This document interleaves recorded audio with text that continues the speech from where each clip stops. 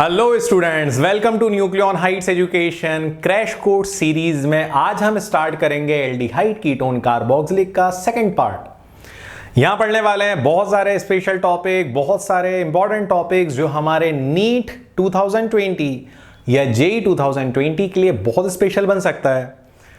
जैसा कि हम डिस्कस कर चुके हैं कि 3 पार्ट्स में ये टॉपिक, ये यूनिट एल्डिहाइड कीटोन कार्बोक्सिलिक हम फिनिश कर देंगे, फिर स्टार्ट करेंगे न्यू टॉपिक, न्यू चैप्टर। फिलहाल हम लोगों ने लास्ट पार्ट में, इस यूनिट के लास्ट पार्ट में हम लोगों ने डिस्कस करा था टिल्टेशन को रिएक्शन। आज के टॉपिक की शुरुआत करते हैं हम लोग ऑक्सीडेशन से।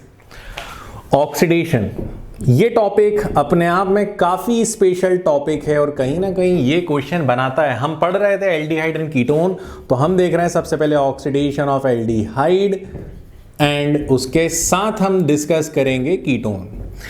देखो यार, एक बात तो हम लोग जानते हैं कि एल्डिहाइड कीटोन बिल्कुल भाई भाई की तरह है, दोनों के साथ कार्बोनाइल ग्रुप है, लेकिन दोनों का नेचर अलग है। नेचर ऐसे अलग है कि एल्डिहाइड जो है वो बिल्कुल आसानी से, ये एल्डिहाइड है, एल्डिहाइड बहुत इजीली ऑक्सीडाइज हो जाता है, लेकिन कीटोन आसानी से ऑक्सीडाइज नहीं होता है।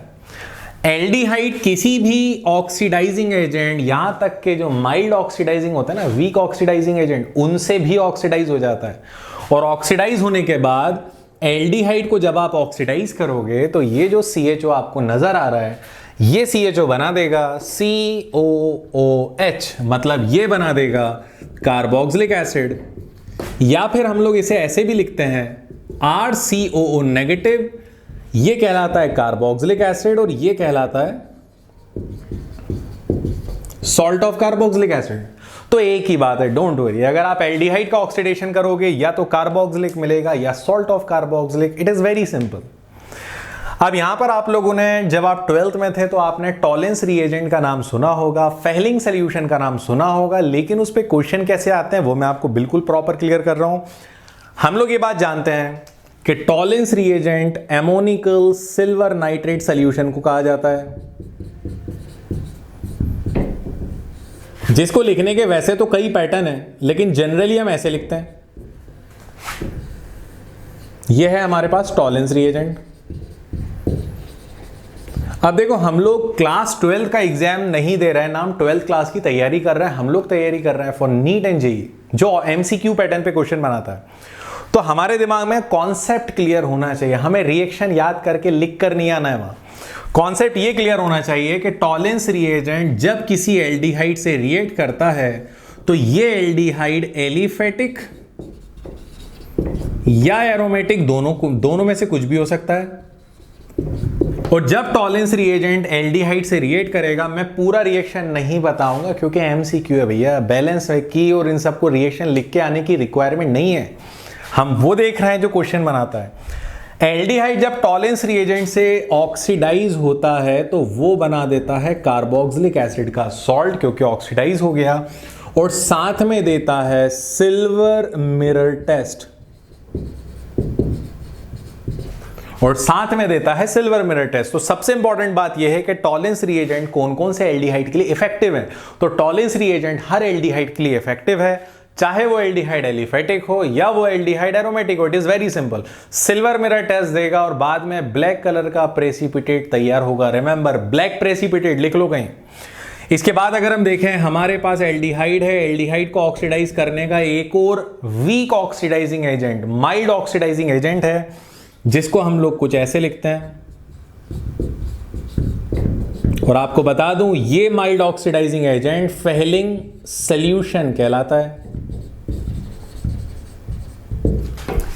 ये एमोनिकल सिल्वर नाइट्रेट सॉल्यूशन है, ये है solution of copper sulphate with Rochelle salt. लिख लेना कहीं, Fehling solution is equals to solution of copper sulphate plus Rochelle salt, ROCHELLE, Rochelle salt. Rochelle salt होता है सोडियम पोटेशियम टार्ट्रेट। चलिए, तो यहां पर एक बात मैं आपको बता दूं, फेहलिंग में सिर्फ और सिर्फ जो एल्डिहाइड काम आता है वो होता है भैया ओनली एलिफेटिक। एरोमेटिक का काम फेहलिंग से नहीं बनता। रिमेंबर, फेहलिंग एरोमेटिक के लिए फेल होता है।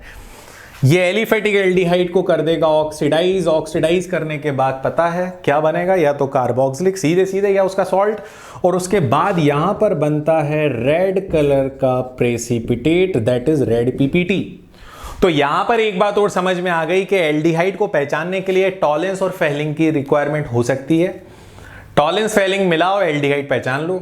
अगर एरोमेटिक एल्डिहाइड है तो सिर्फ टॉलेंस काम करेगा, और अगर एलिफेटिक एल्डिहाइड है तो टॉलेंस और फेलिंग दोनों यूजफुल हैं। मैं साइड हो रहा हूं, स्पीड में नोट कर लो स्क्रीनशॉट लेकर। चलिए चलिए, हो गया काम।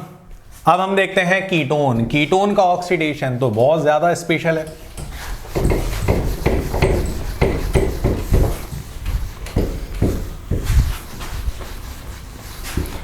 चलो कीटोन के ऑक्सीडेशन की बात करें तो जैसा कि मैंने बताया, एल्डिहाइड कीटोन दोनों भाई भाई की तरह हैं, दोनों में कार्बोनाइल ग्रुप है, लेकिन दोनों के साथ प्रॉब्लम यह है, एल्डिहाइड तो बहुत आसानी से ऑक्सीडाइज होता है, कीटोन बड़ी मुश्किल से ऑक्सीडाइज होता है, और वो भी ऑक्सीडाइज होता है by a particular rule called Popoff's rule.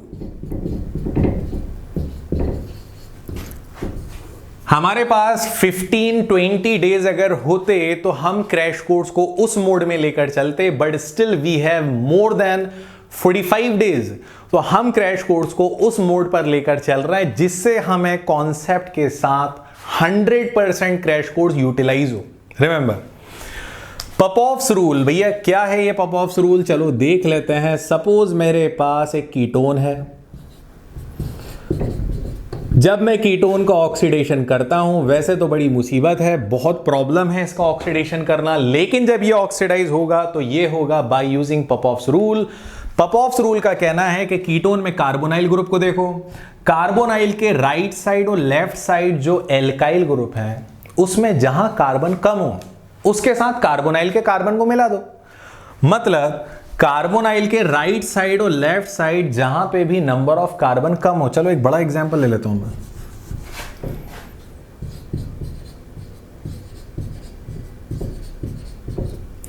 आप देख सकते हो कार्बोनाइल के राइट साइड 3 कार्बन है, लेफ्ट साइड 1 कार्बन है, तो कहां कम कार्बन है, लेफ्ट साइड। तो मैं लेफ्ट साइड में कार्बोनाइल के कार्बन को लेफ्ट साइड वाली कार्बन चेन के साथ मिला रहा हूं। आप मुझे इतना बताओ कि टोटल नंबर ऑफ कार्बन कितने दिख रहे हैं आपको इस सर्किल में, तो आपको दिख रहा है 2 कार्बन।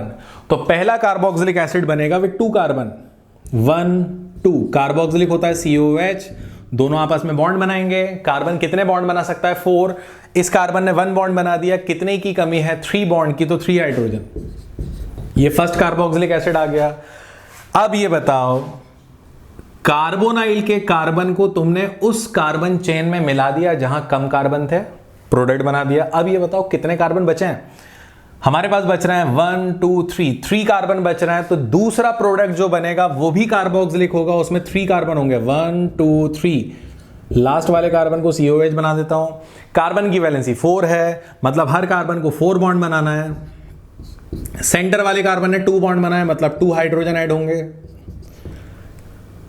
कॉर्नर वाले कार्बन ने 1 बॉन्ड बनाया, कितने की कमी है, जितने कमी है उतने हाइड्रोजन ऐड कर दो, तो 3 हाइड्रोजन। और इस तरह हमारे कीटोन का ऑक्सीडेशन होता है कंप्लीट। लेकिन ध्यान रहे ketone is oxidized with difficulty,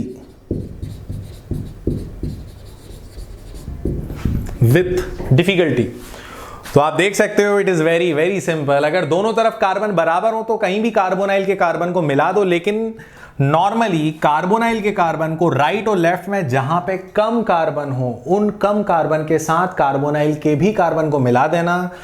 फिर जितने कार्बन बनेंगे वो पहला प्रोडक्ट, रिमेनिंग कार्बन बनाएंगे सेकंड प्रोडक्ट, और हो गया हमारा काम कंप्लीट। तो आप जल्दी से इसे नोट करो, फिर हम आगे बढ़ते हैं। तो यहां पर हम लोगों ने ऑक्सीडेशन देखा। अब ऑक्सीडेशन के बाद एक और रिएक्शन जो दोनों को पैरेलल लेता हुआ चलता है, और वो है पॉलीमराइजेशन। देखो ये बहुत बड़ा रिएक्शन तो नहीं है, लेकिन ये एक ऐसा रिएक्शन है जो क्वेश्चन बना सकता है। हालांकि इस पे ज्यादा क्वेश्चन अभी तक बने नहीं है, बट स्टिल इसको देख लो एक बार आप लोग। एल्डिहाइड या कीटोन की सिचुएशन ये है, ये मेरे पास एल्डिहाइड है और ये है मेरे पास कीटोन। इनकी सिचुएशन कुछ इस तरह से है कि अगर हम लोग इन्हें कंसंट्रेटेड HCl या सल्फ्यूरिक एसिड के साथ रख दें,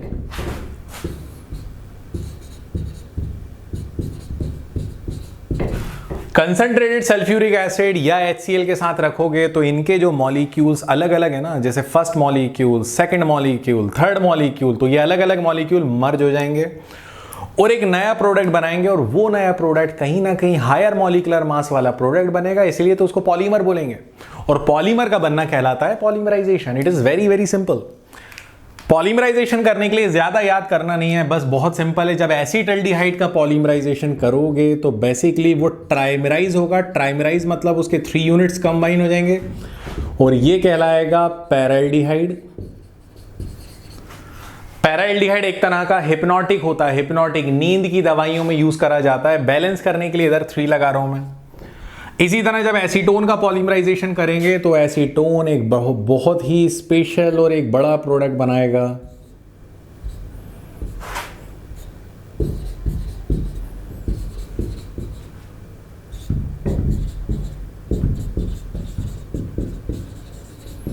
और इस प्रोडक्ट को बोलते हैं मैसिटिलीन। और मैसिटिलीन बनते वक्त यहां पे 3 यूनिट ऑफ वाटर मॉलिक्यूल निकले हैं।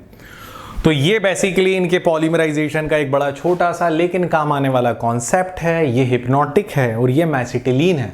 आप जल्दी से नोट कर लो, मैं साइड हो रहा हूं। चलिए कंप्लीट।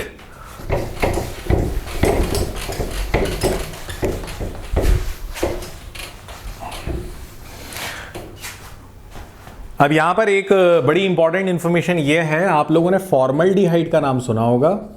फॉर्मल्डिहाइड को जब अमोनिया के साथ आप पॉलीमराइज कराते हो या रिएक्ट कराते हो तो यहां पर बेसिकली H2O निकल जाते हैं 6 यूनिट और उसके बाद बनता है यूरोट्रोपिन। हमने पढ़ा है यूरिनरी ट्रैक जो होता है, उस यूरिनरी ट्रैक में अगर इन्फेक्शन है तो उसके लिए बेस्ट है कि वहां पर मेडिसिन में यूरोट्रोपिन लिया जाता है। और यही यूरोट्रोपिन अगर नाइट्रिक एसिड मिला दोगे तो यही यूरोट्रोपिन आगे जाकर बना देगा RDX। नाम सुना है RDX? RDX एक एक्सप्लोसिव है, रॉयल डिमोल्यूशन एक्सप्लोसिव। ये RDX बनता है बाय यूजिंग यूरोट्रोपिन और यूरोट्रोपिन बनता है by the reaction of formaldehyde with ammonia. अब यहां पर एक और बड़ी अच्छी बात यह है कि हम लोग ये देखते हैं, दिस इज बेंजल्डिहाइड। बेंजल्डिहाइड का रिएक्शन अगर मैं कराता हूं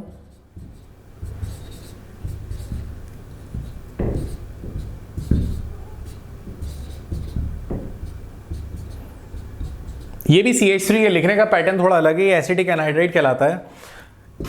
in presence of sodium acetate. वैसे तो ऐसे रिएक्शन डायरेक्ट नहीं आते, ये बोर्ड लेवल पे आप लोगों ने देखे होंगे, लेकिन NCERT के पॉइंट ऑफ व्यू से स्पेशल है। तो जो चीज थोड़ी बहुत भी स्पेशल है वो हम कवर करते हुए चलेंगे। यहां पर अगर आप ध्यान से देखो तो ये आपको दिखेगा कि ये बेंजल्डिहाइड का ऑक्सीजन यहां से निकल रहा है कुछ स्पेशल ग्रुप के साथ और बना रहा है बड़ा स्पेशल ग्रुप। क्या बना रहा है ये बना रहा है CH3COOH। अगर आप देख सकते हो तो यहां पर बन चुका है CH3CO, this is CH3CO then OH, तो ये आ गया OH एसिडिक एसिड। इसके बाद बच क्या रहा है, यहां मेरे पास बच रहा है C6H5CH विथ 2 बॉन्ड और यहां मेरे पास बच रहा है CH2COO। ये CH2COO कुछ सेट नहीं हो रहा है तो इसको सेट कर देते हैं प्रॉपर। हम लोग इसको ऐसे लिखते हैं CHCOOH, ये वाला H O के बाद लिखते हैं तो ये आ जाएगा CHCOOH and this compound is known as cinnamic acid. इसे सिनेमिक एसिड कहते हैं। और भैया बिल्कुल छोड़ना नहीं है, एक और बड़ी स्पेशल सी बात वो ये है कि कभी एग्जाम में ऐसा कुछ क्वेश्चन आए KCN पोटेशियम साइनाइड, तो आपको पता है आपको करना यह है कि आपको ये मॉलिक्यूल की 2 यूनिट ले लेनी है। ये बेंजल्डिहाइड है, दूसरा बेंजल्डिहाइड ले लेता हूं मैं।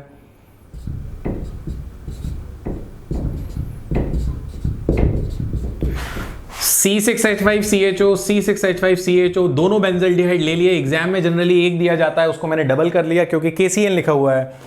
KCN लिखा हो, देखो ध्यान रखना, चाहे KCN हो, KOH हो या NaOH हो, हम लोग नॉर्मली कंडेंसेशन करना प्रेफर करते हैं। लेकिन इस बात का ध्यान रखना, अगर KOH या NaOH से पहले 50% लिखा है तो भैया वो कैनिजारो रिएक्शन करना। विदाउट अल्फा हाइड्रोजन वाले एल्डिहाइड से कैनिजारो करना। कैसे करोगे, प्रीवियस वीडियो देखो। अब ये हाइड्रोजन इस ऑक्सीजन पे जाएगा तो ये बनेगा C6H5CHOH और ये हो गया CHOH और फाइनली हमारे पास बच रहा है COC6H5 and this compound is known as benzoin. और बेंजोइन का बनना आफ्टर कंडेंसेशन बेंजोइन कंडेंसेशन कहलाता है। और भैया बिल्कुल ध्यान रखना सभी माय डियर स्टूडेंट्स, कंडेंसेशन का मतलब वो रिएक्शन जिसमें किसी एक मॉलिक्यूल का कार्बन अदर मॉलिक्यूल के कार्बन से सीधे बॉन्ड बनाए। ये नीट और जेईई में क्वेश्चन आता है कि ऐसे कौन कौन से रिएक्शन है जिसमें कार्बन कार्बन बॉन्ड बन रहा है, या ऐसे कौन सा रिएक्शन है जिसमें कार्बन कार्बन बॉन्ड नहीं बन रहा है। आप प्रीवियस ईयर्स के पेपर देखो, चाहे IIT जेईई हो या नीट हो, आपको क्वेश्चन मिलेगा। तो ध्यान इस बात का रखना है, जब हम पढ़ रहे हैं तो हम कॉन्शियस होकर पढ़ें। हमें पता हो कि यार यहां कार्बन कार्बन बॉन्ड बन रहा है, कहां कार्बन कार्बन बॉन्ड नहीं बन रहा है। तो जनरली तो कार्बन कार्बन बॉन्ड बनता है, लेकिन कहां नहीं बनता है उन पे टिक करते जाना, नोट कर लो। और एल्डिहाइड कीटोन का बहुत इंपॉर्टेंट कॉन्सेप्ट, ये जो अब आपको दिख रहा है ये है test of aldehyde and ketone. आखिर ऐसे कौन कौन से टेस्ट हैं जिसमें एल्डिहाइड और कीटोन को आप पहचान सकते हो कि हाँ ये गिवन केमिकल एल्डिहाइड है या गिवन केमिकल कीटोन है। तो ऐसे टेस्ट पे MCQ आता है, रिमेंबर। तो यहां पर मैं वन साइड पहले एल्डिहाइड और अदर साइड लिख देता हूं कीटोन। चलिए तो हम लोग देखते हैं टेस्ट, एग्जैक्टली टेस्ट कौन कौन से हैं ये भी हम लोगों को देखना है। तो वन बाय वन मैं एक एक टेस्ट यहां पर आपको क्लियर करता चल रहा हूं। सबसे पहले टॉलेंस।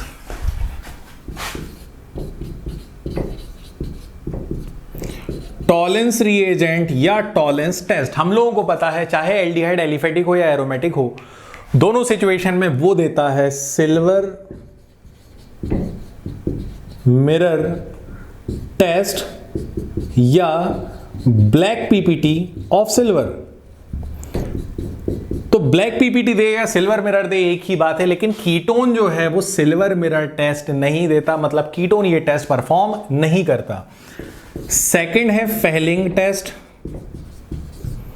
तो हम लोगों ने अभी थोड़ी देर पहले देखा कि रेड पीपीटी देता है एल्डिहाइड, लेकिन भैया कीटोन तो यहां पर भी फेल हो गया। कीटोन बहुत मुश्किल से ऑक्सीडाइज होता है, तो टॉलेंस और फेलिंग से उस पर कोई फर्क नहीं पड़ेगा, नो रिएक्शन। नंबर 3 शिफ्स टेस्ट या रिएक्शन विद शिफ्स रिएजेंट, वो होता है ना रोज एनिलन हाइड्रोक्लोराइड सोल्यूशन, आपने पढ़ा होगा। शिफ्स रिएजेंट के साथ एल्डिहाइड पिंक कलर शो करेगा, लेकिन कीटोन का कोई रिएक्शन नहीं होगा। 2,4-DNP, आपको याद होगा मैंने लास्ट वीडियो में बताया था DNP क्या है, डायनाइट्रोफिनाइल हाइड्राजीन। 2,4-DNP टेस्ट, तो ये एक ऐसा टेस्ट है जिसमें एल्डिहाइड और कीटोन दोनों परफॉर्म करते हैं। एल्डिहाइड भी देता है ऑरेंज, येलो या फिर रेड क्रिस्टल्स। ऑरेंज येलो या रेडिश क्रिस्टल्स निकलते हैं, वही काम कीटोन करता है। कीटोन भी देता है ऑरेंज येलो या फिर रेड क्रिस्टल्स। तो आप देख सकते हो एग्जैक्टली कौन कौन से टेस्ट और कौन कौन से रिएक्शन है जो एल्डिहाइड परफॉर्म कर रहा है और कीटोन नहीं कर रहा है। ये बहुत इंपॉर्टेंट है, बहुत ज्यादा स्पेशल है। इससे हमें हमारे वो वाले क्वेश्चन सॉल्व करने में हेल्प मिलती है जिसमें एग्जामिनर बोलता है कि कंपाउंड ए है जिसका फॉर्मूला है C6H7O, ये कंपाउंड टॉलेंस रिएजेंट से रिएक्ट कर रहा है। मतलब माइंड वहीं पे हमारे सामने चीजें क्लियर हो जाती हैं कि टॉलेंस से रिएक्ट कर रहा है। इट मींस पहली बात तो टॉलेंस का नाम लिया है, मतलब एल्डिहाइड कीटोन में से कोई एक होगा, और क्योंकि टॉलेंस से रिएक्ट कर रहा है इट मींस एल्डिहाइड होगा। चीजें क्लियर हो जाती हैं हम लोगों को, तो आप नोट करो। ऐसे क्वेश्चंस भी हम करेंगे हमारे नेक्स्ट वीडियो में। फिलहाल आप इसे कंप्लीट कर लो। तो यहां पर एल्डिहाइड और कीटोन कंप्लीट होता है, लेकिन एक टॉपिक और इस यूनिट का बचा है जो बड़ा टॉपिक है, कार्बोक्सिलिक एसिड। कार्बोक्सिलिक एसिड यहां पर स्टार्ट करते हैं, मैक्सिमम पोर्शन कवर करेंगे नेक्स्ट वीडियो में। रिमेनिंग पोर्शन ऑफ कार्बोक्सिलिक के साथ हम पढ़ेंगे कुछ प्रैक्टिस के important questions.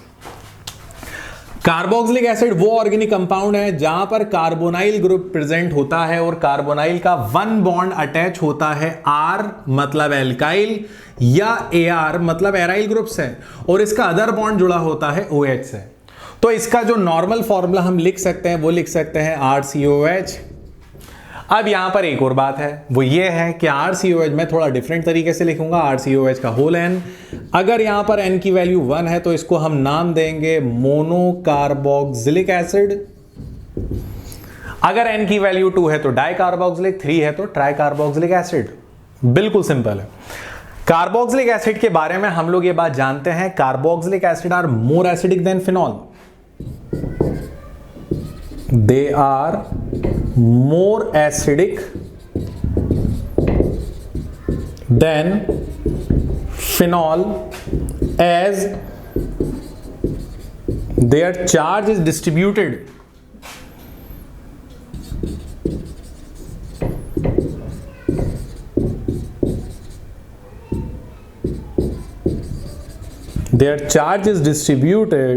Due to resonance. Basically होता क्या है कि कार्बोक्सिलिक एसिड जो है इसका फॉर्मूला होता है COOH। अगर मैं H हटा देता हूं तो ऑब्वियस ही बात है कार्बोक्सिलेट आयन बनेगा, नेगेटिव चार्ज आ जाएगा। ये नेगेटिव चार्ज डिस्ट्रीब्यूट हो जाता है between oxygen A and oxygen B। अभी ऑक्सीजन B पे है, थोड़ी सी शिफ्टिंग हो जाएगी तो ऑक्सीजन A पे नेगेटिव आ जाएगा, ऑक्सीजन B डबल बॉन्ड बना लेगा। तो नेगेटिव चार्ज रेजोनेंस की वजह से डिस्ट्रीब्यूट होता है, जिसकी वजह से carboxylate ion are more stable than phenoxide ion and therefore carboxylic acid is more acidic than phenol. ये बहुत इंपॉर्टेंट बात है। यहां पर एक और बहुत इंपॉर्टेंट हिंट, ये हिंट है। दूसरा हिंट ये है कि कार्बोक्सिलिक एसिड में acidity is inversely proportional to R। R का मतलब है एल्काइल ग्रुप। जैसे जैसे एल्काइल ग्रुप की कार्बन की चेन बढ़ती जाएगी, alkyl group, number of alkyl group बढ़ते जाएंगे, कार्बोक्सिलिक की एसिडिटी कम होती जाएगी। R मतलब alkyl group, for example HCOOH, CH3COOH, CH3CH2COOH। चाहे कार्बन की चेन स्ट्रेट चेन बढ़े या ब्रांच बढ़े, कुछ भी बढ़ेगा, एसिडिटी कम कर देगा। R किसी भी एंगल से बढ़े, चाहे लीनियर बढ़े या ब्रांचिंग के हिसाब से बढ़ाओ, कार्बोक्सिलिक की एसिडिटी कम होगी। इन तीनों में यहां पे R की जगह हाइड्रोजन है, सबसे ज्यादा acidic, then this compound and then this compound is least acidic. इस बात का भी ध्यान रखना है। एक और बहुत इंपॉर्टेंट बात यह है, मैं ऊपर से ये जो लिखा हुआ है इसे रब कर रहा हूं।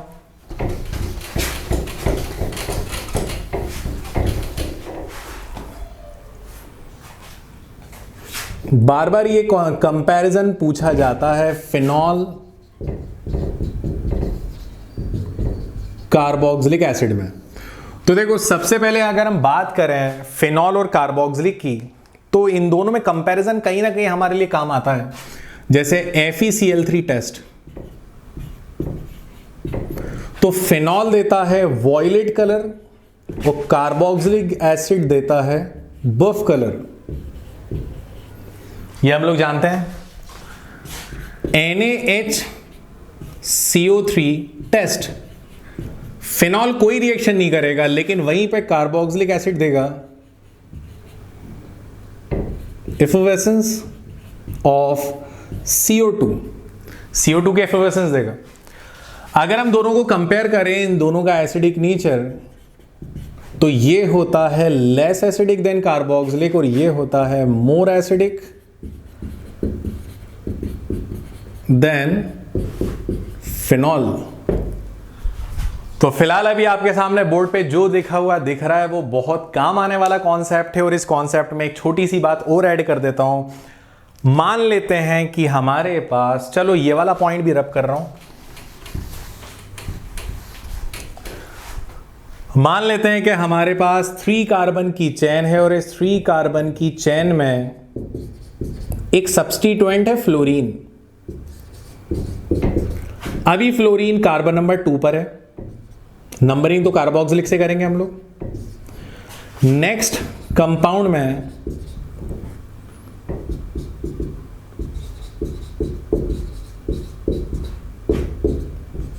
फ्लोरीन आता है कार्बन नंबर 3 पर, और लास्ट कंपाउंड में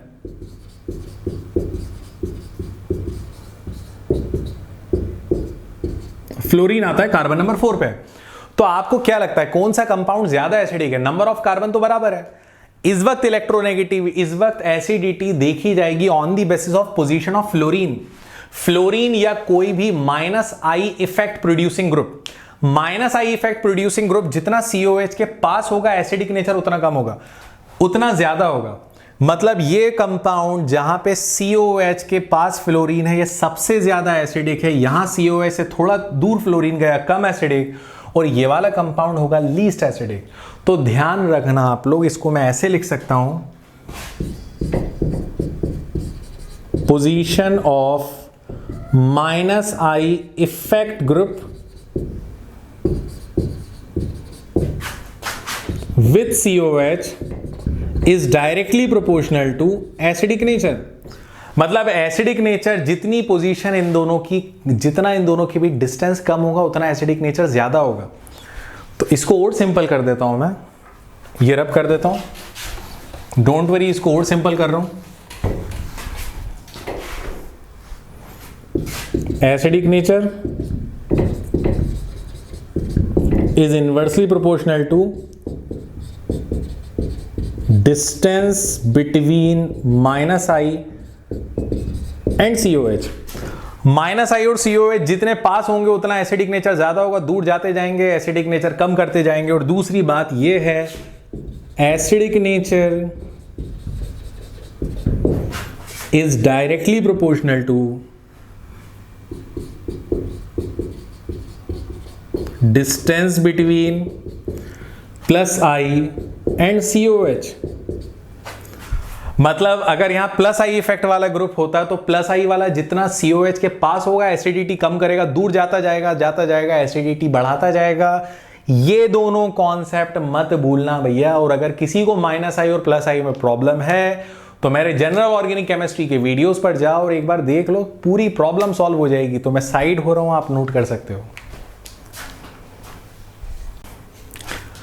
ओके, तो अब हम स्टार्ट करते हैं यहां पर कार्बोक्सिलिक एसिड की प्रिपरेशन। बहुत सिंपल मेथड से कार्बोक्सिलिक की प्रिपरेशन हम पढ़ेंगे और बहुत इजीएस्ट मेथड से ये रिएक्शंस आपको याद हो जाएंगे। देखो आप लोग कैसे हम लोगों को कार्बोक्सिलिक एसिड बनाना है। तो बेसिकली हम लोग बनाने वाले हैं यहां पर carboxylic acid, that is RCOOH। इसे हम लोग बोलते हैं कार्बोक्सिलिक एसिड। अब अगर कार्बोक्सिलिक एसिड बनाना है तो हमारे पास वैसे तो बहुत सारे रिएक्शंस हैं, लेकिन नीट और जेई के पॉइंट ऑफ व्यू से क्या क्या रिएक्शंस हमारे काम आ सकते हैं तो हम ये देख लेते हैं। अगर हमारे पास एल्कोहल है और हमने उसका ऑक्सीडेशन कर दिया, अब तुम लोग कहोगे सर ऑक्सीडेशन से तो एल्डिहाइड बनता है या कीटोन बनता है। बिल्कुल एल्डिहाइड कीटोन बनता है, लेकिन अगर स्ट्रॉन्ग ऑक्सीडाइजिंग एजेंट ले लो K2Cr2O7 या KMnO4 तो वो डायरेक्ट अल्कोहल कार्बोक्सिलिक एसिड बना देता है। वहीं पर अगर हमारे पास साइनाइड है और हमने साइनाइड की कर दी हाइड्रोलाइसिस, अकेला H2O लिख दूंगा तो एमाइड बनेगा। लेकिन इसकी एक्सेसिव हाइड्रोलाइसिस तब होगी जब एसिडिक मीडियम हो, तो एसिड हाइड्रोलाइसिस कर दोगे सीधे कार्बोक्सिलिक एसिड बना देगा। हमारे पास है RMGX। क्या नाम होता है RMGX का? Grignard reagent. ग्रिग्नार्ड रिएजेंट का रिएक्शन अगर हम CO2 से कराएं followed by the action of water तो भैया सीधे बन जाएगा कार्बोक्सिलिक एसिड। अगर हमारे पास एमाइड है दैट इज RCONH2 और इस एमाइड का रिएक्शन हम करते हैं वाटर के साथ, तो यहां पर एमाइड के वाटर से रिएक्शन पर सीधे बनता है कार्बोक्सिलिक एसिड। इतने रिएक्शंस आप जल्दी से नोट करो, फिर हम बढ़ते हैं आगे। तो यहां पर कार्बोक्सिलिक एलिफेटिक कार्बोक्सिलिक एसिड की प्रिपरेशन देखी है हमने। ग्रिग्नार्ड रिएजेंट में RMGX में आप एराइल ग्रुप भी ले सकते हो। एरोमेटिक कार्बोक्सिलिक की प्रिपरेशन में बहुत इंपॉर्टेंट मेथड है जो मैं आपसे डिस्कस कर रहा हूं, अगर हमारे पास एल्काइल सब्स्टिट्यूटेड बेंजीन है, जैसे ये टोलुइन,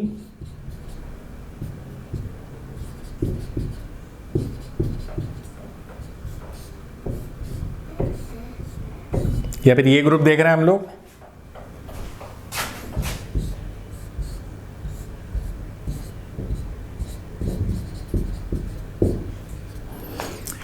देखो एल्काइल सब्स्टिट्यूटेड बेंजीन में कार्बन सिंगल हो या आगे कितने ही कार्बन डायरेक्ट बेंजीन से कनेक्टेड हो, होता यह है कि अगर हम इसकी ऑक्सीडेशन करते हैं KMnO4 इन एसिडिक या एल्कलाइन मीडियम में, तो आप इतना ध्यान रखना, चेन में चाहे सिंगल कार्बन डायरेक्ट बेंजीन से जुड़ा हो या ज्यादा कार्बन की चेन हो, तुम्हें सिर्फ उस कार्बन को ध्यान से देखना है जो बेंजीन से डायरेक्ट जुड़ा है। जैसे यहां बेंजीन से ये वाला कार्बन जुड़ा है, यहां बेंजीन से ये कार्बन जुड़ा है, और इस कंपाउंड में बेंजीन से ये कार्बन जुड़ा है।